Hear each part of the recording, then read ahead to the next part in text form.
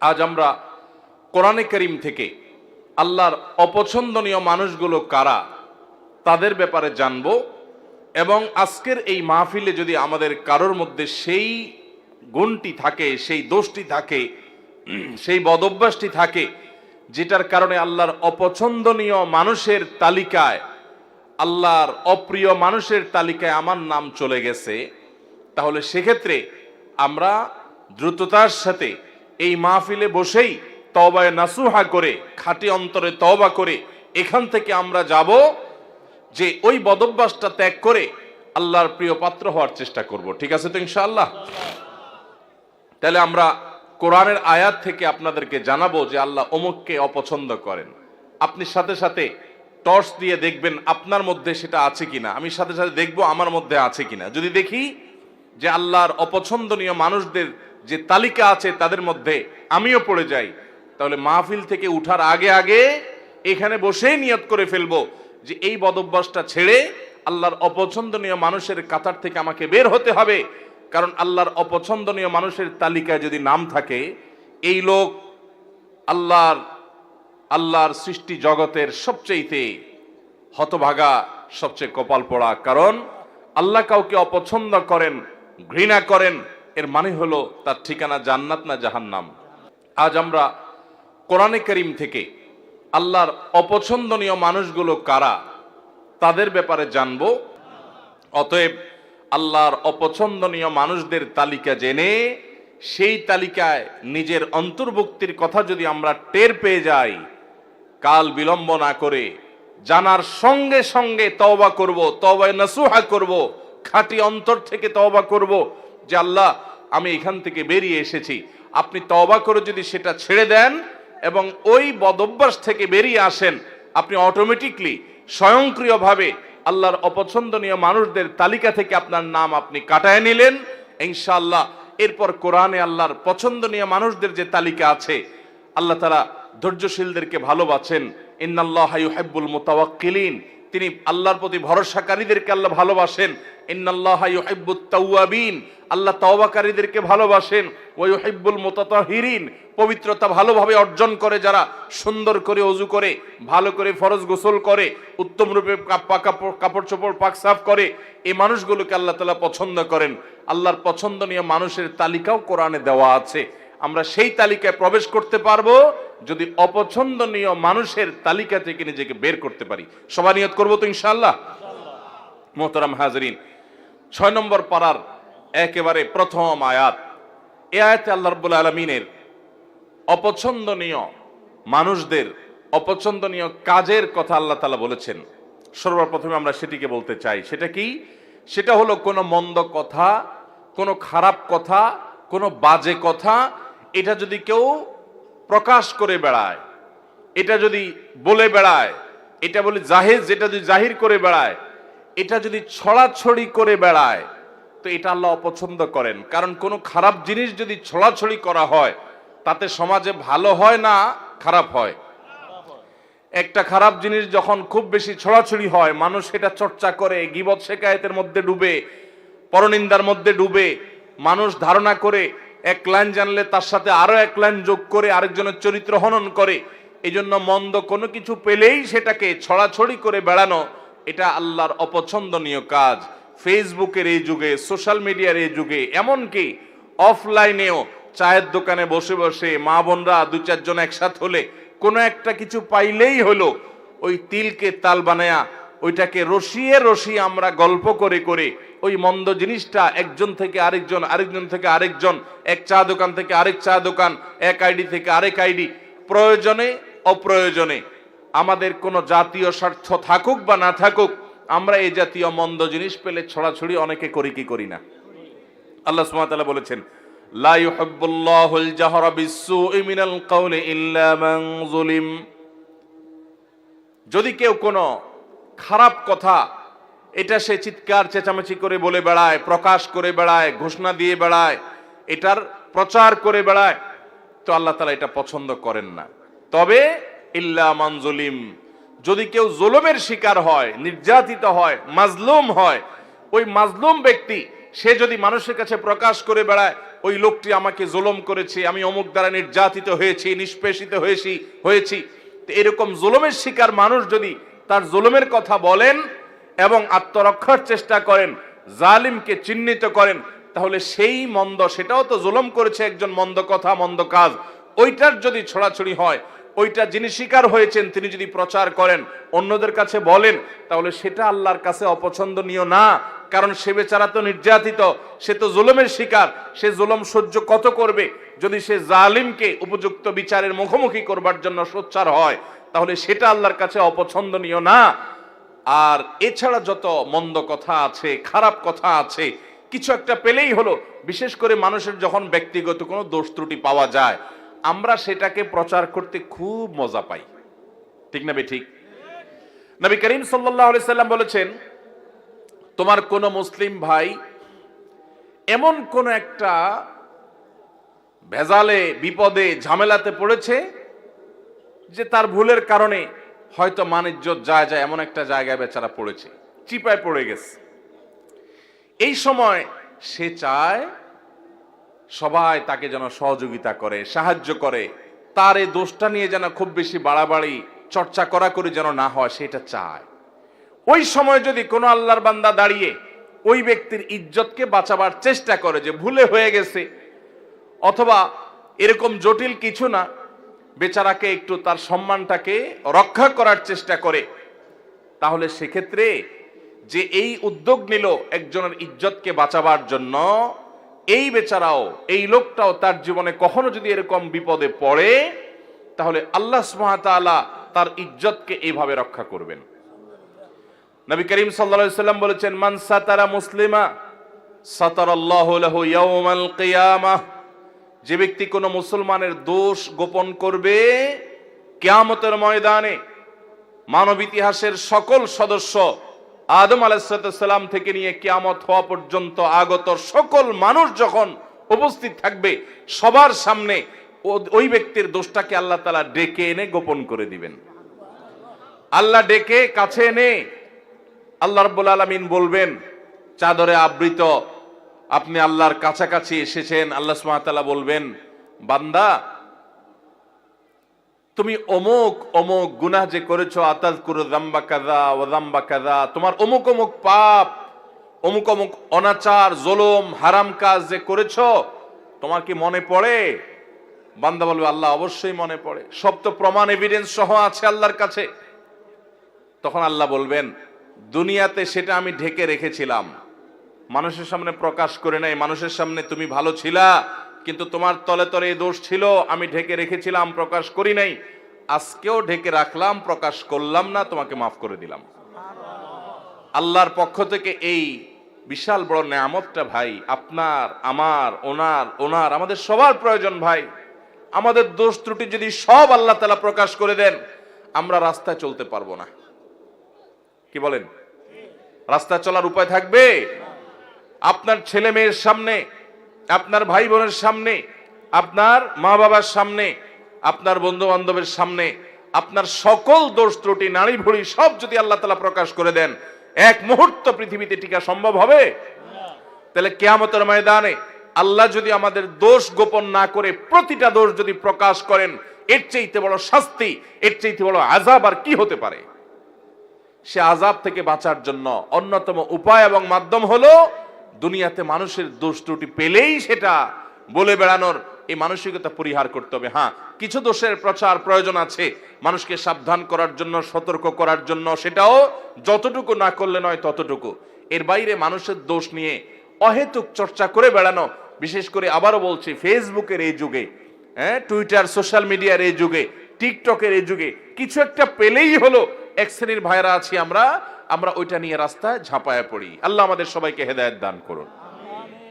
তাহলে এক শ্রেণীর মানুষের কথা জানলাম, যাদেরকে আল্লাহ তাআলা অপছন্দ করেন, আল্লাহ তাদের পছন্দ করেন না। আল্লাহ বলেছেন, ইন্নাল্লাহা লা ইউহিব, ইন্নাহু লা ইউহিব বা লা ইউহিব্বুল্লাহ, আল্লাহ তাআলা অপছন্দ করেন কাদেরকে?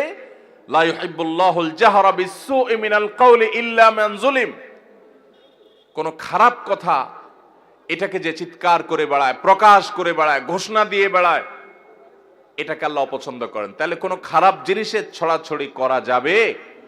করা যাবে না। আল্লাহ আমাদেরকে এই হারাম কাজ থেকে, এই নাজায়েজ কাজ থেকে, এই গুনাহের কাজ থেকে বেঁচে থাকার তৌফিক দান করুন। যেই গুনাহ যত ভয়াবহ, শয়তান ওইটা আমাদের কাছে তত মজাদার করে দেয়। তাহলে একটা জানলাম আমরা, খারাপ জিনিসের ছড়াছড়ি, খারাপ কথা, খারাপ বিষয়, খারাপ ঘটনা, এগুলার অপ্রয়োজনীয় বিশেষ কোনো স্বার্থ বা যৌক্তিক কারণ ছাড়া ওইটার ছড়াছড়ি আল্লাহ তাআলা পছন্দ করেন না। এক নাম্বার 2, সীমা লঙ্ঘনকারীকে আল্লাহ তাআলা পছন্দ করেন না। আল্লাহ বলেছেন ইন্নাল্লাহা লা ইউহিব্বুল মুতাদিন। আল্লাহ তাআলা সীমা লঙ্ঘনকারীকে পছন্দ করেন না। ভাইরা আমার, সীমা লঙ্ঘনকারী কারা? সীমা লঙ্ঘনকারী হলো ওই ব্যক্তিরা যাদের জন্য আল্লাহ তাআলা সীমানা ঠিক করে দিয়েছেন, সে সীমানা ক্রস করে চলে যায়। আপনি দেখা দিতে পারবেন অমুক অমুক অমুক অমুক নারীর সাথে, যাদের সাথে আপনার রক্তের সম্পর্ক আছে, নিজের স্ত্রী ছাড়া তাদের সাথে আপনি দেখা দিতে পারবেন। এছাড়া আপনার যাদের সাথে দেখা দেওয়া জায়েজ, মাহারাম, তাদের সাথে আপনি দেখা দিতে পারবেন। এটা আল্লাহর সীমানা। এর বাইরে বাকিদের সাথে দেখা দেওয়া যাবে? যাবে না। এটা হলো আল্লাহর সীমানা। এখন যদি সেই সীমানা ক্রস করে আপনি যেই কোনো নারীর ছবি পেলেন, ভিডিও পেলেন, ফুটেজ পেলেন, ফেসবুকে পেলেন, পেপারে পেলেন, ম্যাগাজিনে পেলেন, যেখানে পেলেন, রাস্তাঘাটে পেলেন, আপনি চান্সে তাকে দেখে নিলেন, মনে মনে হারাম স্বাদ আস্বাদন করলেন, জল্পনা কল্পনা করলেন, তাহলে আল্লাহ যে সীমানা দিয়েছেন সেই সীমানাটা আমরা ক্রস করলাম কি করলাম না? আল্লাহ যাদের সম্পর্কে, যাদের সাথে দেখা দেওয়াকে জায়েজ করেছেন, তাদের গণ্ডি ওভারটেক করে যাদের সাথে দেখা দেওয়ার অনুমতি আল্লাহ দেন নাই, আপনি সেখানেও গিয়ে দেখেছেন, তাহলে সীমানা ক্রস করছেন কি করেন নাই? এটা হলো সীমা লঙ্ঘন। সীমা লঙ্ঘনের আরো বহু দিক আছে। তাহলে আল্লাহ যেগুলোকে হারাম করেছেন সেগুলোতে লিপ্ত হলে সেটা হলো সীমা লঙ্ঘন। আমাদের সমাজে কিয়ামতের আগে আরো কত কিছু দেখা যাবে ভাইরা। যারা সীমা লঙ্ঘন করে তারা বরং উল্টা যারা সীমা লঙ্ঘন করে না তাদেরকে সীমা লঙ্ঘনের কথা অনেক সময় বলে। যেমন আপনি পাবলিক পরিবহনে যাচ্ছেন, একজন যুবক বা দুজন যুবক একসাথে যাচ্ছে, ঝাঁকানাকা গান ফুল ভলিউমে মোবাইলে বাজায় দিয়া নাচতে নাচতে যাচ্ছে। আপনি যদি বলেন যে ভাই রে, বাবা রে, এত জোরে গানের আওয়াজ দিয়ে রাখছো, আমার তো অসুবিধা হয় বা আমি গান শুনতে চাই না, তোমরা হয় হেডফোন দিয়ে শুনো আর না হলে বন্ধ করো, আশপাশে মানুষের ডিস্টার্ব করিও না। আল্লাহ এটাকে হারাম করেছেন, তুমি মুসলমানের সন্তান না, তাহলে তুমি এটা শুনিও না। এটা বলার পর দেখবেন অনেক যুবক আছে বলবে যে হুজুর বেশি বাড়াবাড়ি করা ভালো না, আল্লাহ সীমা লঙ্ঘনকারীরা অপছন্দ করেন, দেখবেন তখন ওয়াজ শুনাই দিবে। আছে না না এরকম লোক? আপনি হারাম কাজ থেকে যখন নিষেধ করবেন তখন বলবে হুজুররা বেশি বাড়াবাড়ি করে। তো যে ব্যক্তি আল্লাহর সীমানা ক্রস করে চলে গেল, বাড়াবাড়ি তো সে করলো, যে নিষেধ করলো সে তো বরং আল্লাহর সীমানা ক্রস করতে নিষেধ করেছে, সে তো বরং সীমার মধ্যে থাকতে চাচ্ছে। অতএব সীমা লঙ্ঘন করা যাবে না, আল্লাহর সীমার মধ্যে থাকতে হবে। ঠিক একই ভাবে আল্লাহ যা হালাল করেছেন সেটাও অনেকে হারাম করে, আল্লাহ যা বলেন নাই নিজে থেকে সেটাও অনেকে বলে, এগুলো সবগুলো সীমা লঙ্ঘনের শামিল। তাহলে দ্বিতীয় প্রকার মানুষ যাদেরকে আল্লাহ অপছন্দ করেন তারা হলো সীমা লঙ্ঘনকারী। আল্লাহ আমাদেরকে সকল প্রকার সীমা লঙ্ঘন থেকে, আল্লাহর হদ এবং সীমানাকে অতিক্রম করা থেকে আল্লাহ তাআলা আমাদেরকে বেঁচে থাকার তৌফিক দান করুন। তাহলে আল্লাহর কোন সীমানা লঙ্ঘন করব না। নাম্বার 3, যারা খেয়ানত করে, আমানত দিলে আমানত রক্ষা করে না, আমানত নষ্ট করে, পাপিষ্ঠ খারাপ মানুষ, গুনাহ করে বেড়ায়, নাজায়েজ কাজ করে বেড়ায়, কোনো ভয় নাই তার অন্তরে, এই মানুষগুলোকেও আল্লাহ তাআলা পছন্দ করেন না। কোরআনে কারীমে আল্লাহ রাব্বুল আলামিন তাদের সম্পর্কে বলেছেন ইয়ামহাকুল্লাহুর রিবা ওয়া ইউরবিস সাদাকাত। আল্লাহ তাআলা রিবা এটাকে ধ্বংস করবেন, সুদকে ধ্বংস করেন, আর সাদাকাতকে আল্লাহ রাব্বুল আলামিন বাড়িয়ে দেন। ওয়াল্লাহু লা ইউহিব্বু কুল্লা কাফফারিন আযীম। আর সকল আল্লাহ তাআলা অবিশ্বাসীকে, কাফিরকে, বেঈমানকে, আল্লাহর প্রতি যাদের ঈমান নাই তাদেরকে, এবং পাপিষ্ঠ খারাপ মানুষকে আল্লাহ তাআলা অপছন্দ করেন, তাদেরকে আল্লাহ তাআলা পছন্দ করেন না। আল্লাহ তাআলা আরো বলেছেন ইন্নাল্লাহা লা ইউহিব্বু মান কানা খাওয়ানান আথীমা। যারা খেয়ানতকারী, কথায় কথায় খেয়ানত করে মানুষের সাথে, এবং পাপিষ্ঠ অপরাধ করে, কথায় কথায় নাজায়েজ কাজ করে, আল্লাহর ভয় নেই, তার দিল কাঁপে না, এই মানুষগুলোকে আল্লাহ তাআলা অপছন্দ করেন। খেয়ানতকারী আমরা অনেকেই আছি, এমনকি অনেকে আছেন 5 ওয়াক্ত নামাজ পড়েন আবার খেয়ানতকারী। কিভাবে? আপনার কাছে কেউ কোনো টাকা পয়সা রেখেছে, আপনি সেটা ভেঙে ফেলেছেন। এবার যখন যিনি জমা রেখেছেন চেয়েছেন দিচ্ছি দেব করে টালবাহানা করছেন, এই যে আমানত রাখার পরে টাকাটা ভেঙে ফেলেছেন, এটার নাম খেয়ানত। এটার নাম কি? এরকম বহু প্রকারের খেয়ানত আছে। আপনার প্রতিবেশী মেয়ে, তাদের প্রতি আপনি চোখ চুরি করে, আপনি বাঁকা করে তাদের দিকে তাকালেন, তাদের সৌন্দর্য অবলোকন করলেন, চালাকি করে করে দেখলেন, আপনি খেয়ানত করলেন। তিরমিজির হাদিসে আসছে, নবী করিম সাল্লাল্লাহু আলাইহি ওয়াসাল্লাম বলেছেন, ইযা হাদ্দাসা আর-রাজুলু ফালতাফাতা ফাহিয়া আমানা। কেউ আপনার সাথে কথা বললো, কথা বলার পর আরেক দিক ফিরলো, তাহলে আপনার কাছে বলার পর যদি সে বলে ভাই কথাটা কাউকে বলা যাবে না, তাহলে এই কথাটাও আমানত। এই কথাটাও কি? আমানত। আপনি যদি এটা আরেকজনের কাছে বলে বেড়ান তাহলে খেয়ানত হলো, সেটা আমানতের কি হলো? এরকম আমানতের খেয়ানত আমরা অনেকে করি কি করি না? ইমানদার কখনো খেয়ানতকারী হতে পারে না। ইমানদার এরকম বিশ্বাসযোগ্য হবে যে পৃথিবী চলে যাবে, ইমানদারের সততা আদর্শ টলতে পারে না। আজ গোটা দেশে গোটা দুনিয়াতে এত মুসলমান, কিন্তু বিশ্বস্ত মুসলমান পাওয়া যায়? ভাইরা আমার, আমরা যে নবীর উম্মত, আমরা কি জানি আমাদের প্রিয় নবী সাল্লাল্লাহু আলাইহি সাল্লাম কত বিশ্বস্ত ছিলেন? তিনি নবী হওয়ার আগে মক্কাবাসীর কাছে আলামিন হয়েছেন। কি হয়েছেন? উনি আগে আলামিন হয়েছেন, তারপরে কি হয়েছেন? নবী এবং রাসূল হয়েছেন। কিরকম আল আমিন, কি পরিমাণ বিশ্বস্ত ছিলেন? শুধু একটা ঘটনা বলি। উনি যখন মক্কা থেকে মদিনায় হিজরত করতে চলে যাবেন, এই হিজরতের সফরটা কি তার খুব আরামের, খুব আনন্দের, আনন্দ ভ্রমণ টাইপ কিছু ছিল? মক্কার মানুষদের, জালিমদের অত্যাচারে অতিষ্ঠ হয়ে টিকতে না পেরে আল্লাহর অনুমতিতে তিনি মক্কা ছেড়ে মদিনায় হিজরত করতে হয়েছে।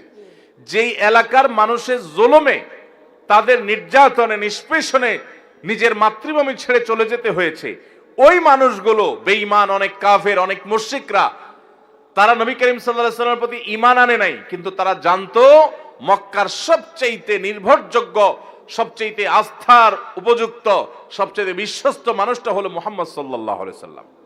এই জন্য তাদের দামি দামি সম্পদ, সোনা গহনা, টাকা পয়সা, এগুলো তারা মুহাম্মদ সাল্লাল্লাহু আলাইহি সাল্লামের কাছে এসে আমানত রেখে যেত। তার প্রতি ঈমান আনতো না, কিন্তু তাকে জানতো যে দুনিয়া উল্টে গেল তার আদর্শ উল্টিবে না, পৃথিবীর সকল ব্যাংকের চাইতে বিশ্বস্ত ব্যাংক হলো তিনি, এই জন্য তার কাছে জমা রেখে যেত।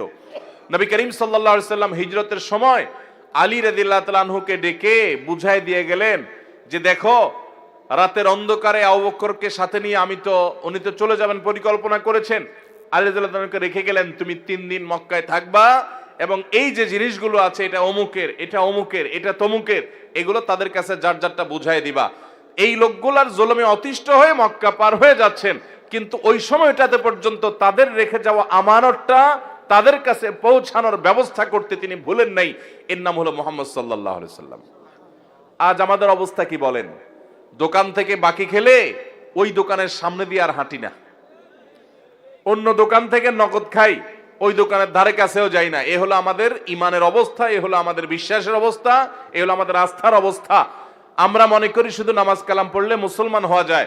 মুসলমান অবশ্যই তাকে বিশ্বস্ত হতে হবে, আস্থাশীল হতে হবে, মুসলমানকে আমানতদার হতে হবে। আমানতের খেয়ানতকারী, মানুষের কথা এর কথা ওর কাছে লাগায়, মানুষের গোপনীয় কথা বলে বেড়ায় এবং মানুষের টাকা পয়সা তসরুপ করে, আমানতের খেয়ানত করে, এই ব্যক্তি কখনো ভালো মুসলমান হতে পারে না। এই জন্য ভাইরা আমার, তৃতীয়ত আল্লাহর কাছে অপ্রিয় ব্যক্তি হলো আমানতের খেয়ানতকারী ব্যক্তি এবং যত প্রকার পাপাচার আছে এগুলোতে লিপ্ত ব্যক্তি। 4 নম্বর, জালিম, অত্যাচারী, অবিচারী। আল্লাহ তাআলা তাদের সম্পর্কে বলেছেন, ইন্নাহু লা ইউহিব্বুজ জালিমিন, নিশ্চয় আল্লাহ রাব্বুল আলামিন জালিমদেরকে কখনো পছন্দ করেন না। অনেক লোক আছে দেখবেন, নামাজ পড়ে, রোজা রাখে, হজ করে, দান সাদাকা করে, ওয়াজ নসিহত করে, ওয়াজ নসিহত শুনে, কোরআন তেলাওয়াত করে, তাসবিহ তাহলিল করে। অনেক মহিলারা, মা বোনরা আছেন, তারা পর্দা পুশিদাও করে, কিন্তু আবার অন্যের প্রতি জুলুমও করে। আছে না নাই? শাশুড়ি তসবিহ হাত থেকে নামে না, কিন্তু ছেলের বউর উপর অত্যাচার করে। আছে না নাই? নিজের মেয়েটার শরীরটাতে তাও দেয়, আর আরেকজনের মেয়েকে পুত্রবধূ করে আনছে, তাকে খাটাতে খাটাতে পাগল বানায় ফেলায়। আছে না নাই? নিজের মেয়েটার কোনো দোষ চোখে পড়ে না, কিন্তু পরের মেয়েটার শুধু দোষ না গুণটাও দোষের মতো দেখে। আছে না নাই? অনেক শ্বশুর আছেন কপালে দাগ পড়ে গেছে সেজদা দিতে দিতে, কিন্তু জুলুম করেন, নানাভাবে জুলুম করেন। জমিতে যখন তিনি চাষাবাদ করতে যান আরেকজনের আইল ঠেলেন, জমি বাড়ান। আছে না নাই? ভাইরা আমার, অনেক ভাইরা আছি আমরা দুর্বল পেলে, গরিব মানুষ পেলে তাদের উপরে চড়াও হই, তাদের উপরে অত্যাচার করি, তাদের হক নষ্ট করি, তাদের উপরে জুলুম করি। মনে রাখবেন, জুলুম এত ভয়াবহ অপরাধ, এত ভয়াবহ অপরাধ, কিয়ামতের ময়দানে কোন চতুষ্পদ জন্তু তারা কি আমাদের মতো তাদের আমলের কোনো হিসাব নিকাশ হবে? গরু, ছাগল, হাঁস, মুরগি, যত রকমের আল্লাহর সৃষ্টি আছে মানুষ ছাড়া, জিন ছাড়া, তাদের কোনো হিসাব নিকাশ হবে? আল্লাহ তাআলা হাঁস মুরগিকে বলবেন যে কি পরিমাণ খাইছো, হালাল খাইছো না হারাম খাইছো, হিসাব দিয়ে যাও। এরকম কোন কথা আছে কোরআন হাদিসে? হাঁস মুরগি যদি আরেকজনের ঘরে যায়া তার প্লেট থেকে ভাত খেয়ে চলে আসে, কিয়ামতের ময়দানে আল্লাহ তাদেরকে জাহান্নামের শাস্তি দিবেন, এমন কোনো কথা আছে? কারণ তাদের এসব হিসাব নিকাশ নাই, এগুলো হবে মানুষের। কিন্তু ভাইরা আমার, জুলুম এরকম একটা অপরাধ, এরকম একটা গুনাহ, জীবজন্তু পশু পাখিরাও যদি একজন আরেকজনের প্রতি জুলুম করে, কিয়ামতের ময়দানে শুধু ওই একটা অপরাধের বিচার তাদের হবে। নবী করিম সাল্লাল্লাহু আলাইহি ওয়াসাল্লাম বলেছেন, শিং বিশিষ্ট কোন প্রাণী, ধরুন একটা গরু, সে শিং নাই এমন একটা প্রাণীকে যদি গুতা মারে, অর্থাৎ অত্যাচার অবিচার করে, দুর্বল যে তার প্রতি, কিয়ামতের ময়দানে আল্লাহ তাআলা ওই দুর্বলকে শিং দিবেন, অর্থাৎ শক্তি দিবেন, দিয়ে বলবেন যে এবার তুমি ওই সবল যে তোমার প্রতি জুলুম করেছিল, দুনিয়াতে তুমি তার প্রতিকার, তার বিহিত করতে পারো নাই, বিচার পাও নাই, আজকে তুমি তার প্রতিশোধ গ্রহণ করো। একই মাপের গুতা তাকে মেরে তার শাস্তি, তার প্রায়শ্চিত্ত তুমি নিশ্চিত করো, বুঝিয়ে দাও। তাদেরকে সৃষ্টি করবেন আবার আল্লাহ তাআলা। পশু পাখি এমনিতেও মৃত্যুর পর মাটির সাথে মিশে যাবে, কিন্তু যারা জুলুম করেছে ওই পশু পাখিগুলোকে, ওই প্রাণীগুলোকে আল্লাহ তাআলা আবার জীবিত করবেন। জালেমকেও, মাজলুমকেও, যে জুলুম করেছে তাকেও, যার প্রতি জুলুম করা হয়েছে তাকেও। এরপরে ওই প্রাণীদের মধ্যে পর্যন্ত যে নির্যাতিত হয়েছে তাকে দিয়ে আল্লাহ তাআলা জালিম এবং নির্যাতনকারী, অবিচারকারী, অত্যাচারী ওই প্রাণীটিকে পর্যন্ত আল্লাহ তাআলা শাস্তি দিবেন। এরপরে বলবেন কোন তোরাবা, যাও তোমরা মাটি হয়ে যাও। এবার মাটির সাথে তারা মিশে যাবে, তাদের না জান্নাত আছে না জাহান্নাম আছে। ভাইরা আমার, জুলুম এত ভয়াবহ অপরাধ, এত ডেঞ্জারাস বিষয় যে আল্লাহ সুবহানাহু ওয়া তাআলা পশু পাখিদের কোনো হালাল হারামের বাজ বিচার করবেন না, তাদের অন্য কোনো বিষয়ের কোনো হিসাব নিকাশ নেবেন না। কিন্তু তারাও যদি জুলুম করে আল্লাহ রাব্বুল আলামিন এইভাবে পাকড়াও করবেন।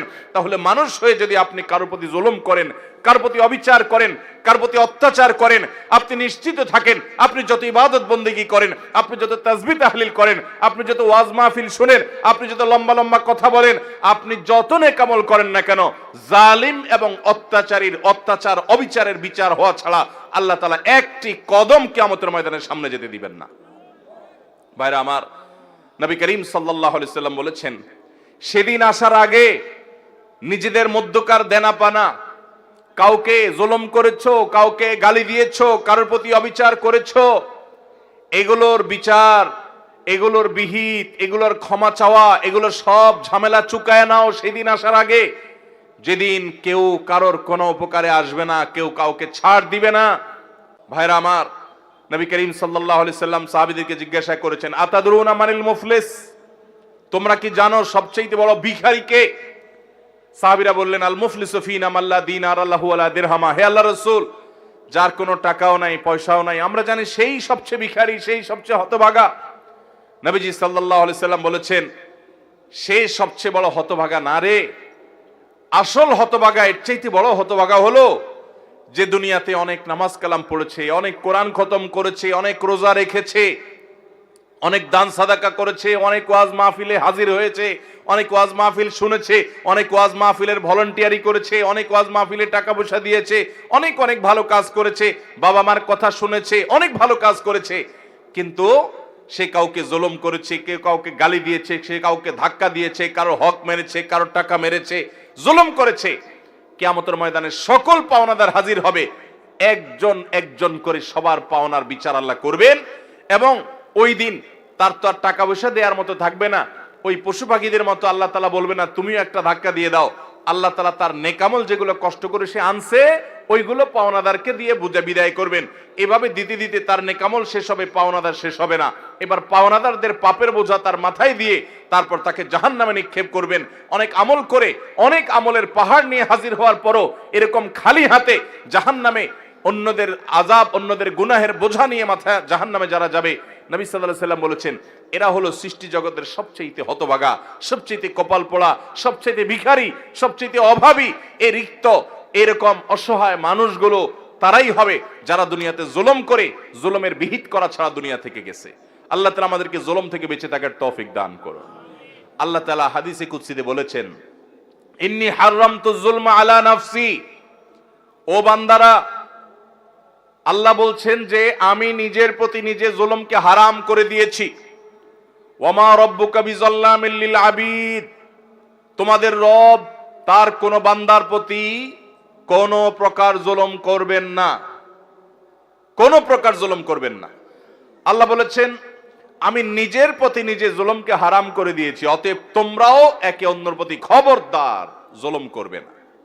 আমরা অনেকে আছি জুলুমকে কোনো বিষয় মনে করি না। কত জালিম, কত অত্যাচারী, কত মানুষের চোখের পানি ফেলছে, কত মানুষের কষ্টের কারণ হচ্ছে। বিশেষ করে আমার যুবক ভাইদেরকে বলতে চাই, সে সকল ভাইদেরকে বোনদেরকে বলতে চাই যাদের গায়ে জোর আছে, যাদের শক্তি আছে, বল আছে, পাওয়ার আছে, ক্ষমতা আছে, দাপট আছে, টাকার জোর, ক্ষমতার জোর, কলমের জোর, হাই হ্যালোর জোর আছে, এই জোরের চোটে যার সাথে আপনার শত্রুতা আছে তার গোষ্ঠী উদ্ধার করলেন, তাকে দমন করলেন, তাকে মামলা দিলেন, তাকে হামলা দিলেন, তাকে জেল জুলুমের শিকার করলেন, তাকে নানাভাবে কষ্ট দিলেন। মনে করছেন আল্লাহ তাআলা দেখছেন না? মনে করছেন আল্লাহ তাআলা ভুলে যাবেন? আপনার রব লা ইয়াদিল্লু ওয়া লা ইয়ানসা, তিনি কোনো কিছু ভুলে যান না। আপনি আপনার রবকে এরকম মনে করবেন আল্লাহ তাহসাবান্নাল্লাহা গাফিলা, জালিমরা যা করছে এগুলো সম্পর্কে আল্লাহ উদাসীন, কিছুই দেখছেন না, এরকমটি মনে করবেন না। আল্লাহর কসম প্রতিটি জুলুমের বিচার কিয়ামতে আল্লাহ তাআলা অবশ্যই করবেন। ভাইরা আমার, কয়েকজন যুবক যখন একসাথ হয়, দুই যুবক একসাথে যখন রিকশা উঠে, রিকশাওয়ালা বেচারা একটু থেকে আধটু যদি করে, একটু বেশ কম করে, বাপের বয়সী হলেও যায় কলার ধরতে। কারণ দুই দোস্ত একসাথে আছে, কলেজে পড়ে, শরীরে একটা ভাব চলে আসে, ঠিক না ভাই? ঠিক। আপনি যে রিকশাওয়ালাকে একটা ধাক্কা দিয়ে গেছেন, একটা ঘুষি, একটা থাপ্পড়, একটা গালি দিয়ে চলে গেছেন, বেচারা তো ভয়ে কিছু বলে নাই, কলেজের ছাত্র মারবে, কয়েকজন একসাথে আছে, কিছু বলে নাই। ভাই আপনি কি জানেন এই রিকশাওয়ালাকে আপনি এক সময় টর্চ লাইট দিয়ে খুঁজে আর পাবেন না। 10 বছর 20 বছর পরে যখন আপনার এই অপরাধের কথা স্মরণ হবে যে আমি তো আমার যৌবনে কলেজে পড়াকালীন সময় একজন রিকশাওয়ালার প্রতি অবিচার করেছিলাম, জুলুম করেছিলাম, এখন একটু মাপ চাই, ওই চেষ্টা করলেও তো খুঁজে আর লোকটাকে বের করতে পারবেন না। আপনি বের করতে পারেন না দেখে কি আল্লাহও বের করতে পারবেন না? কিয়ামতের ময়দানে যখন বুড়া বয়সে এসে আমল করে জান্নাতে যাইতে নিবেন, ওই রিকশাওয়ালার সামনে এসে দাঁড়াবে। অতএব কারোর প্রতি কোন প্রকার জুলুম করব না ইনশাআল্লাহ। শয়তানের প্ররোচনায় প্ররোচিত হয়ে যদি কারোর প্রতি জুলুম হয়ে যায়, ভাইরা আমার, তাহলে সাথে সাথে যখনই সম্বিত ফিরে আসবে, ঈমানি চেতনা জেগে উঠবে, সাথে সাথে বিলম্ব না করে তার কাছে করজোড় করে মাপ চাইবেন। ভাই অন্যায় হয়ে গেছে, আমাকে মাফ করে দেন। ভাই আমি আপনাকে একটু শক্ত কথা বলে ফেলেছি, আল্লাহর ওয়াস্তে মাফ করে দেন। আপনি যদি দুনিয়াতে মাপ চেয়ে নেন, আপনার লেটা চুকে গেল, মামলা খালাস হয়ে গেল। না হলে মনে রাখবেন হাজার হাজার এরকম জুলুমের মামলা আপনার বিরুদ্ধে দায়ের হয়ে আছে, কিয়ামতের ময়দানে কোনো আমল কিন্তু কুলাবে না। বেশি আমল করতে পারেন আর না পারেন, অনেক তাসবিহ তেলাওয়াত করতে পারেন আর না পারেন, অন্তত কোনো মানুষের প্রতি কখনো জুলুম করবেন না। ঠিক আছে তো ইনশাআল্লাহ? যুবক ভাইরা, শক্তিকে নিয়ন্ত্রণ করব তো ইনশাআল্লাহ? কয়েকজন বন্ধু একসাথে যখন বাসে উঠেন, কন্ট্রাক্টর বেচারা যা ভাড়া দেয়, 5-6 জন কলেজের ছাত্র, ইউনিভার্সিটির ছাত্র একসাথে থাকলে দেখলে আর বেশি বাড়াবাড়ি করে না। যদি বেশি বাড়াবাড়ি করে, চোখ গোরানে দিলে বেচারা মনে করে থাক, জান বাঁচাই। আছে না নাই? 10 টাকা 20 টাকা 50 টাকা কম দিয়ে চলে আসলেন, বেচারা ভয়ে কিছু বলে নাই। আপনি মনে করছেন শেষ এখানে, এই মামলা এখানে শেষ নাকি এখান থেকে শুরু? এই মামলা ফাইল হয়ে গেছে আল্লাহর আদালতে, আপনি টেরও পান নাই। কিয়ামতের ময়দানে এটা খোলা হবে। ভাইরা আমার, জুলুমের বিচার শুরু হলে রক্ষা হবে না। এই জন্য জুলুম থেকে বাঁচবো তো ইনশাআল্লাহ। আয-যুলমু যুলুমাতুন ইয়াউমাল কিয়ামা, কিয়ামতের দিন জুলুম বহুমুখী অন্ধকার হয়ে আসবে। শ্বশুর বৌমার প্রতি, শাশুড়ি বৌমার প্রতি, বা বৌমা, আজকাল অনেক সময় অনেক বৌমা শ্বশুর শাশুড়ির প্রতি জুলুম করে। অনেক বৌমা দেখা যায় দেবর ননদদের প্রতি জুলুম করে, স্বামীকে তাদের সঙ্গে মিশতে দেয় না, টাকা পয়সা দিতে দেয় না, তারা জুলুম করে। আবার অনেক সময় দেখা যায় শ্বশুর শাশুড়ি বৌমার উপর জুলুম করে, প্রতিবেশীর উপরে জুলুম করে, মালিক অধীনস্থের উপরে জুলুম করে, অধীনস্থ মালিকের প্রতি জুলুম করে, বাপ সন্তানের প্রতি জুলুম করে, সন্তান বাবার প্রতি জুলুম করে, ভাই বোন পরস্পরের প্রতি জুলুম করে, কাস্টমার মালিক দোকানদারের প্রতি, দোকানদার কাস্টমারের প্রতি, এরকম নানা শ্রেণী পেশার মানুষ শাসক প্রজাদের প্রতি, প্রজারা শাসকদের প্রতি জুলুম করে কি করে না? আল্লাহ আমাদের সব ধরনের জুলুম থেকে বেঁচে থাকার তৌফিক দান করুন। তাহলে 4 নম্বর, আল্লাহর অপ্রিয় অপছন্দনীয় মানুষ হলো জালেম।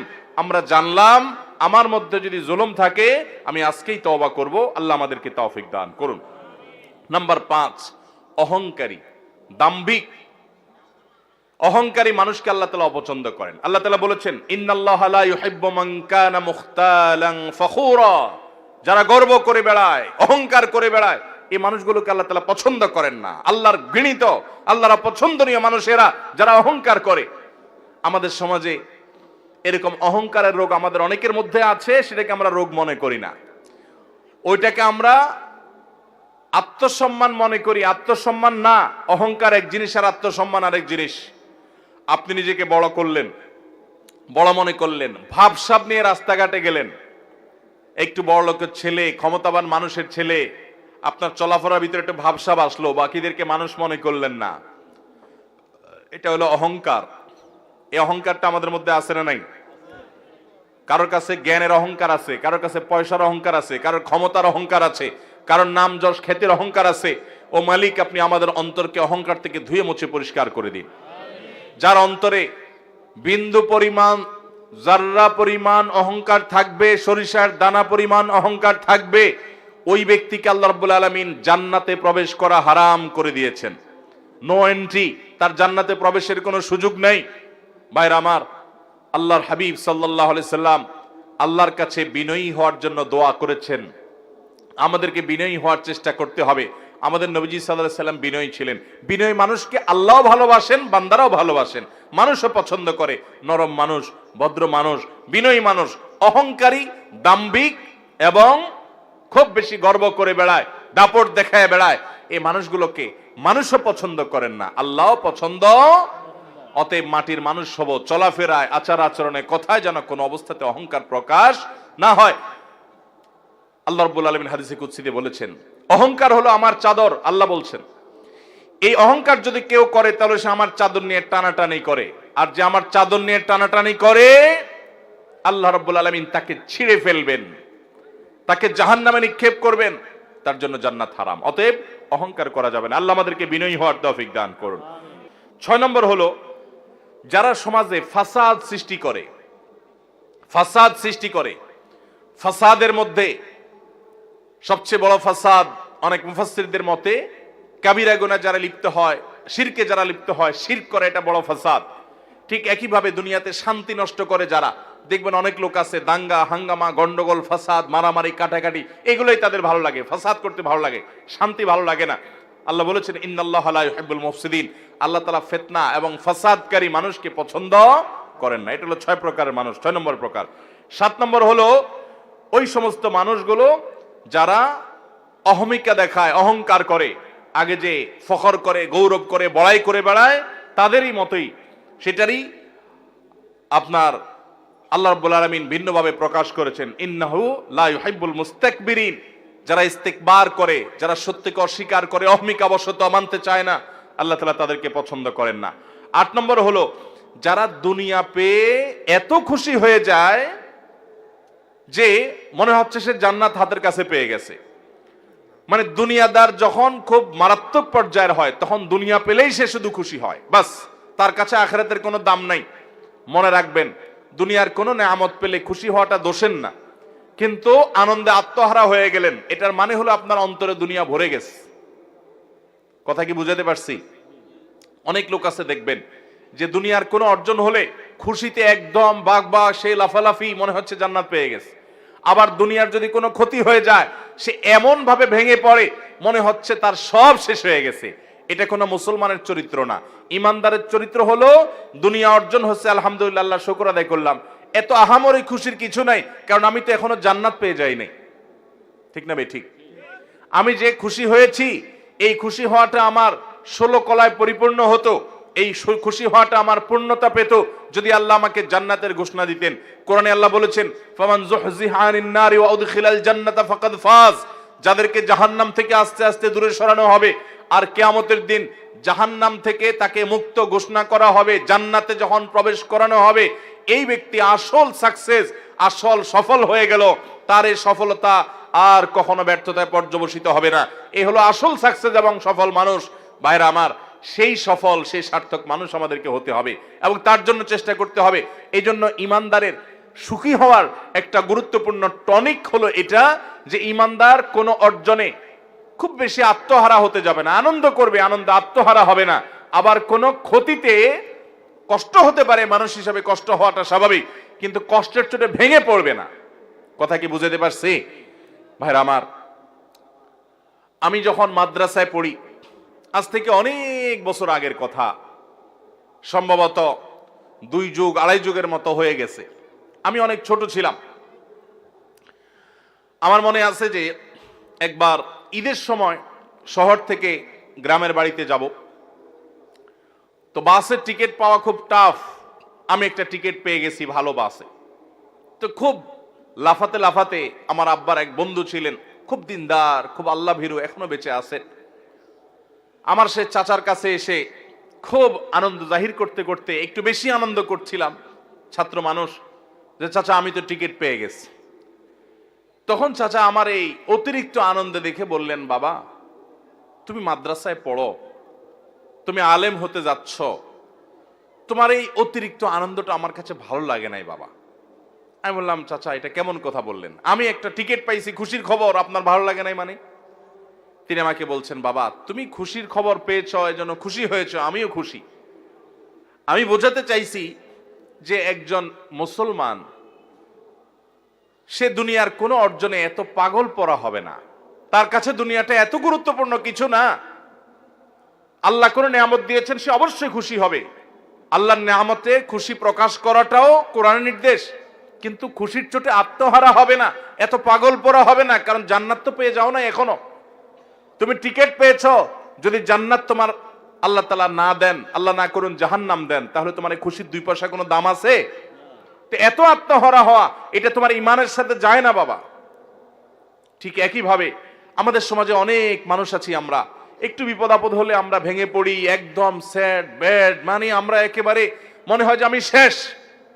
ইমানদার মনে রাখবে, আমার যদি সব হারিয়ে যায়, সব হারিয়ে যায়, আর বিনিময়ে আল্লাহ তাআলা যদি আমার জন্য জান্নাতটা রাখেন, ব্যবসা লাভের না লসের? সব হারিয়ে গেল, একটা অ্যাক্সিডেন্টে আমার সম্পদ, টাকা পয়সা, ব্যবসা বাণিজ্য, আপনজন সব হারায় গেল, সবাই বেঈমানি করলো, সবাই দূরে সরাই দিল, আমার বিপদ আপদ হতে থাকলো, কোনোটা দূর, কোনো বিপদ সরলো না, কোনো অর্জন হলো না, সব দিক থেকে ক্ষতি হয়ে গেল। দুনিয়ার সব সম্পদ, সব ইজ্জত, সব চলে যাওয়ার বিনিময়ে যদি আল্লাহ বলেন, বান্দা তোমাকে আমি জান্নাতটা দিয়ে দিলাম, লাভ হলো না লস হলো? 50-60 বছরের কষ্টের বিনিময়ে যদি অনন্তকালের, অসীম কালের জন্য চির সুখের ঠিকানা আমার নিশ্চিত হয়ে যায়, তাহলে আমার লাভ হলো না লস হলো? এই জন্য ইমানদার কোনো দুঃখে, কোনো বেদনায় একেবারে ভেঙে পড়বে, এটা তার ইমানের সাথে যায় না, এটা বেঈমানের চরিত্র হতে পারে। ইমানদার সবর করবে আর যে কোনো ভালো কাজে আল্লাহর শুকর আদায় করবে, খুশি হবে, কিন্তু আত্মহারা পাগল হবে না। এই জন্য আল্লাহ রাব্বুল আলামিন কোরআনে কারীমে বলেছেন, ইন্নাল্লাহা লা ইউহিব্বুল ফারিহিন, নিশ্চয়ই আল্লাহ রাব্বুল আলামিন কোন অতিরিক্ত আনন্দে আত্মহারা, কোন আনন্দে আত্মহারা, দুনিয়াবি কোন বিষয় পাওয়ার পর একেবারে পাগল পরা হয়ে যাওয়া, এই অতিরিক্ত দুনিয়া করা মানুষ, দুনিয়া খাই করা মানুষ, এই মানুষগুলোকে আল্লাহ পছন্দ করেন না। অতএব ভাইরা আমার, আমরা আল্লাহ রাব্বুল আলামিনের কাছে আমরা পানা চাইবো আল্লাহ যেন আমাদেরকে এরকম দুনিয়ার মধ্যে ডুবায় না রাখেন।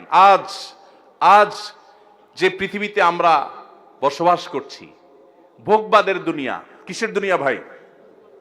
ভোগবাদ। চতুর্দিকে দেখবেন শুধু ভোগের আহ্বান। যত বিজ্ঞাপনী, বিলবোর্ড, যত অ্যাডভার্টাইজ, যত আহ্বান, সব দেখবেন কিসের? ভোগের। দুনিয়াতে মস্ত বড় খাওয়া দাওয়ার ফুর্তি করো, আগামীকাল বাঁচবে কিনা বলতে পারো, ভোগ করো। আর ইসলাম বলে মানুষকে ভোগ নয়, প্রয়োজন যা তা অবশ্যই তুমি ভোগ করো, কিন্তু তোমার প্রয়োজনের বেশি ভোগ করবে না, বরং ত্যাগ করতে শিখো। ভোগে নয়, বরং ত্যাগেই আনন্দ আছে, ত্যাগেই তোমার পরিতৃপ্তি আছে। আল্লাহর জন্য দান করো, স্যাক্রিফাইস করতে শিখো, ত্যাগ করতে শিখো। ইসলাম সেটা বলে। ভোগ পশু পাখিও করে, ত্যাগ এটা সবাই করতে পারে না। আল্লাহ আমাদেরকে ত্যাগী মানুষ হওয়ার তৌফিক দান করুন। ভাইরা আমার, তাহলে আমরা 8 নম্বরের যাদেরকে আল্লাহ তাআলা অপছন্দ করেন তাদের কথা জানলাম। সে মানুষগুলো হলো দুনিয়ায় যারা আত্মহারা হয়ে যায়। আত্মহারা হয়ে যাওয়া এটা এখন কমন একটা বিষয় হয়ে গেছে। নামাজ কালাম পড়ি, ওয়াজও শুনি, সবই ঠিক আছে, কিন্তু পয়সা ছাড়া আর কিছু বুঝি না। পয়সা ছাড়া, দুনিয়া ছাড়া আর কিছু বুঝি না। দুনিয়া আমাদের লাগবে দুনিয়া চলতে হলে। নৌকার মতো, নৌকা যখন পানি দিয়ে চলে, নৌকা তো পানি দিয়েই চলে নাকি? পানি দিয়ে নৌকা চলে, পানি ছাড়া নৌকা চলবে? দুনিয়া ছাড়া আমরাও এরকম দুনিয়াতে চলতে পারবো? দুনিয়াতে চলতে হলে দুনিয়ার দরকার আছে, টাকা পয়সা, রিজিক, থাকার জায়গা, এগুলো দরকার আছে। কিন্তু যদি সেগুলো আমাদের ভেতরে ঢুকে পড়ে, একদম আমরা দুনিয়ার ভেতরেই ডুব দিয়ে যাই, দুনিয়া ছাড়া কিছু না বুঝি, সারাদিন শুধু দুনিয়া দুনিয়া করি, তাহলে নৌকার ভিতরে পানি ঢুকার মতো হয়ে যাবে। ওই নৌকা অ্যাক্সিডেন্ট করবে, ডুবে যাবে, আমরা দুনিয়ার ভিতরে ডুবে যাবো। আজকে সে অবস্থা হয়েছে। আল্লাহ আমাদের সবাইকে আখিরাতমুখী হওয়ার তৌফিক দান করুন। আমাদের পূর্বসূরীদের দুনিয়া বিমুখতার ঘটনা বলি এবং ইতিহাসগুলো জানার চেষ্টা করবেন। সালাফের পূর্বসূরীদের কিভাবে দুনিয়া বিমুখতা সেটা জানার চেষ্টা করবেন। নবী করিম সাল্লাল্লাহু আলাইহি ওয়াসাল্লাম তিনি বলেছেন, দুনিয়া এবং দুনিয়াতে যা কিছু আছে, সারা পৃথিবীর সকল নেয়ামত, সকল নেয়ামতের উপকরণ, ভোগের উপকরণের সবগুলো মিলে আল্লাহর কাছে যদি একটা মাছির ডানা পরিমাণ মূল্যবান হতো, তো আল্লাহর প্রতি বেঈমান কোন কাফের, কোন মুশরিক, আল্লাহর কোন অবাধ্য নাফরমানকে আল্লাহ রাব্বুল আলামিন এক ডোক পানিও দুনিয়া থেকে পান করতে দিতেন না। এক ডোক পানিও পান করতে দিতেন না। যদি দুনিয়ার দাম আল্লাহর কাছে একটা মাছির ডানার পরিমাণ হতো, এতটুক দামও নাই। এটা মৃত্যুর আগে টের পাওয়া যাবে না। আল্লাহ আমাকে আপনাকে আমাদের বুঝার তৌফিক দান করুন। দুনিয়ার মোহ আমাদের অন্তর থেকে আল্লাহ তাআলা বের করার তৌফিক দান করুন। গোটা পৃথিবীতে মুসলমানরা আজ লাঞ্ছিত বঞ্চিত হওয়ার অন্যতম একটা কারণ এটাও যে মুসলমানরা আজ দুনিয়ার ভিতরে হাবুডুবু খেয়েছে। নবী করিম সাল্লাল্লাহু আলাইহি সাল্লাম তার এক হাদিসে বলেছেন যে একটা সময় আসবে যে খাবার সামনে নিয়ে যেরকম কাফিররা, খাবার সামনে নিয়ে যেরকম খাদকরা টানাটানি করে ভাগযোগ করে খেয়ে ফেলে, তোমরা মুসলমানরা দুনিয়াতে তোমাদেরকে অমুসলমানরা কাফেররা ভাগযোগ করে খাবে, লুটপাট করে জুলুম করবে। কাশ্মীরের লোকদেরকে জুলুম করবে এক গ্রুপ, ইরাকের মুসলমানদেরকে জুলুম করবে আরেক গ্রুপ, ফিলিস্তিনের মুসলমানদেরকে জুলুম করবে আরেক গ্রুপ। এক এক দেশের মুসলমানদেরকে জুলুম করার জন্য এক এক গ্রুপ ভাগযোগ করে নিবে। খাদকরা খাবার যেরকম টেনে ছিঁড়ে একজন আরেকজনে এক একটা নিয়ে আরেকজনকে আরেকটা দিয়ে তারা এরকম খায়, ঝাঁপায় পড়ে, তোমাদের উপর এরকম ঝাঁপায় পড়বে। সাহাবায়ে কেরাম বলেছিলেন, ইয়া রাসূলুল্লাহ, সেদিন আমাদের সংখ্যা কম হবে সেজন্য?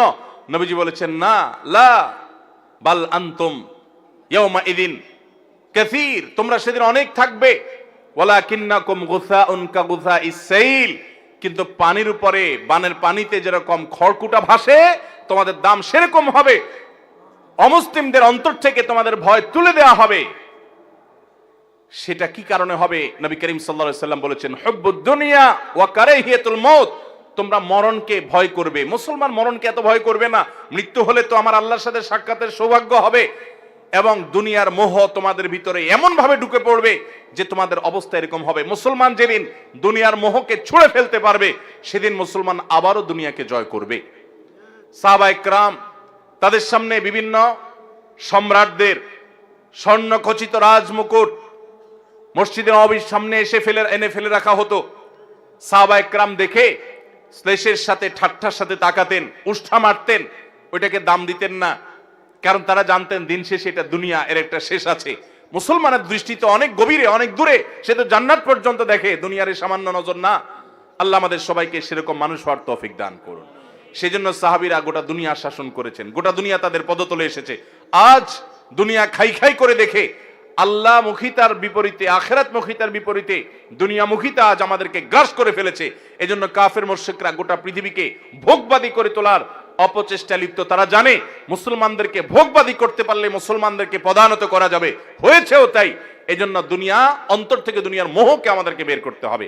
আল্লাহ তাআলা সেজন্য বলেছেন ইন্নাল্লাহা লা ইউহিব্বুল ফারিহিন, অতিরিক্ত দুনিয়া নিয়ে খুশি হওয়া, অতিরিক্ত দুনিয়ার মোহে নিজে হাবুডুবু খেয়ে দুনিয়ার জন্য পাগল পরা হওয়া মানুষ, এগুলোকে আল্লাহ তাআলা পছন্দ করেন না। 9 নম্বর যে মানুষগুলোকে আল্লাহ পছন্দ করেন না তারা হলো অপচয়কারী। আল্লাহ বলেছেন ইন্নাহু লা ইউহিব্বুল মুসরিফিন। অপচয় আমাদের মধ্যে আছে না নাই? অপচয় এখন অনেকেই আমরা করি। আমরা মনে করি যে পয়সা করে কিছু হলেই বোধহয় একটু অপচয় না করলে আমার ধনী এবং বড়লোকগিরি জাহির হয় না। অথচ ইমানদার কখনো অপচয় করতে, আল্লাহ তাআলা কোরআনে কারিমে আমাদেরকে বলেছেন যে আল্লাহর নেককার বান্দাদের বৈশিষ্ট্য, ইবাদুর রহমানের বৈশিষ্ট্য হলো ওয়াল্লাযীনা ইযা আনফাকু লাম ইউসরিফু ওয়া লাম ইয়াকতুরু ওয়া কানা বাইনা যালিকা কাওয়ামা।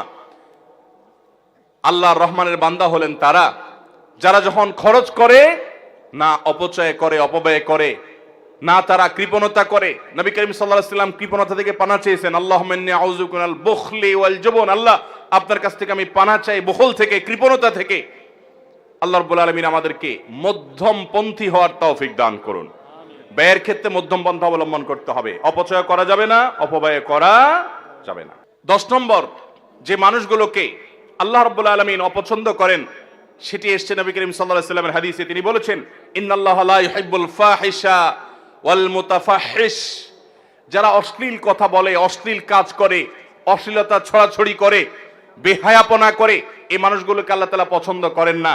ঠিক একই ভাবে মুতাফাহহিশ সম্পর্কে মুহাদ্দিসরা অনেকে বলেছেন, এর মানে হলো যারা অশ্লীলতা এটা প্রকাশ্যে করে, সবার সামনে খুল্লম খোলাভাবে অশ্লীলতা করে, কোনো রাগঢাক করা ছাড়া অশ্লীলতা করে, এটাকে পেশা বানিয়ে নিয়েছে, এটাকে নেশা বানিয়ে নিয়েছে, এই মানুষগুলোকে আল্লাহ তাআলা পছন্দ করেন, আল্লাহ তাআলা অপছন্দ করেন।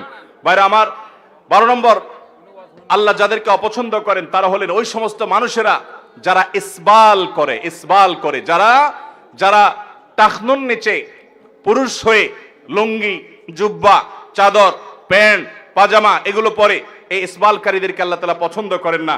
নবী করিম সাল্লাল্লাহু আলাইহি ওয়াসাল্লাম বলেছেন ইন্নাল্লাহা লা ইউহিব্বুল মুসবিলিন, নিশ্চয়ই ইসবালকারীকে, অর্থাৎ টাকনুন নিচে যে পুরুষরা পোশাক আশাক পরে, এদেরকে আল্লাহ তাআলা পছন্দ করেন না।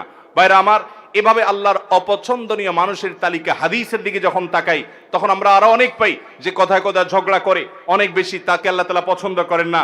যে ব্যক্তি বেচা কিনা করতে গিয়ে কথায় কথায় শপথ করে, কসম খায় এবং কাস্টমারকে ঠকাবার জন্য মিথ্যা কসম খায় এবং প্রয়োজনে অপ্রয়োজনে কসম করে, অনেক দোকানদারও আছে এরকম, তাদেরকে আল্লাহ তাআলা অপছন্দ করেন।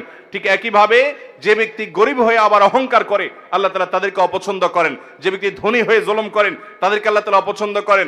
যে ব্যক্তি দুনিয়াটা খুব ভালো বুঝে, আখিরাতের কিছুই বুঝে না, এই মার্কালা মানুষ আমাদের সমাজে এখন ভরা, এরা আল্লাহর অপছন্দনীয় মানুষের তালিকায় আছে। আল্লাহর অপছন্দনীয় মানুষের তালিকা এরকম খুঁজলে আমরা আরো অনেক পাবো কোরআন এবং হাদিসের আলোকে। আমরা কোরআন থেকে এবং নবী করিম সাল্লাল্লাহু আলাইহি ওয়াসাল্লামের হাদিস থেকে আল্লাহর অপছন্দনীয়, আল্লাহ যাদেরকে ঘৃণা করেন, অপছন্দ করেন, সে মানুষগুলোর তালিকা জানলাম। আল্লাহ যাদের অপছন্দ করেন তারা কোথায় যাবে? জান্নাতে না জাহান্নামে? আল্লাহর অপছন্দের মানুষগুলো কি জান্নাতে যাওয়ার সুযোগ আছে? তাহলে আমাদেরকে মন্দ কথার ছড়াছড়ি এটা থেকে বেরিয়ে আসতে হবে। এই গুনাহের কাজ করা যাবে না, এটাকে শিল্পে পরিণত করা হয়েছে আজকাল সোশ্যাল মিডিয়াতে, এবং সীমা লঙ্ঘন করা যাবে না। সীমা লঙ্ঘন কি সেটা আবার বুঝতে হবে। হারামকে যদি কেউ ওভারটেক করে যায় সেটা সীমা লঙ্ঘন। আল্লাহ যা বলেন নাই সেটাও যে বলে সে সীমা লঙ্ঘন করে। ঠিক একইভাবে কোনো খেয়ানত করা যাবে না, আমানতের খেয়ানত করা যাবে না, আমানত রক্ষা করতে হবে। পাপিষ্ঠদের আল্লাহ তাআলা অপছন্দ করেন। জুলুম করা যাবে না, জালিমদের আল্লাহ অপছন্দ করেন। অহংকার করা যাবে না, তাদেরকে আল্লাহ অপছন্দ করেন। ফাসাদ সৃষ্টি করা যাবে না, তাদেরকে আল্লাহ অপছন্দ করেন। অহমিকাবশত সত্য অস্বীকার করা যাবে না, তাদেরকে আল্লাহ অপছন্দ করেন। এবং দুনিয়ার মোহে আচ্ছন্ন হয়ে এটার জন্য পাগল পরা হওয়া যাবে না। আল্লাহ তাআলা এরকম দুনিয়া পাগল মানুষগুলোকে অপছন্দ করেন। ভাইরা আমার, অশ্লীলতা যারা করে, রাগঢেক না করে যারা অশ্লীলতাকে শিল্পে পরিণত করেছে, বেহায়াপনাকে যারা শিল্পে পরিণত করেছে, এই মানুষগুলো আল্লাহর অপছন্দের এবং ঘৃণার। আল্লাহ তাআলা আমাদেরকে আল্লাহর অপছন্দের সকল তালিকায় যত মানুষ আছে আল্লাহ তাআলা সে সমস্ত বদভ্যাসওয়ালা মানুষগুলো থেকে আল্লাহ তাআলা আমাদেরকে বেরিয়ে আসার তৌফিক দান করুন। সবাই এই সমস্ত বদভ্যাসগুলো ছাড়বো তো ইনশাআল্লাহ? আল্লাহর প্রিয় পাত্র হওয়ার চেষ্টা করবো তো ইনশাআল্লাহ?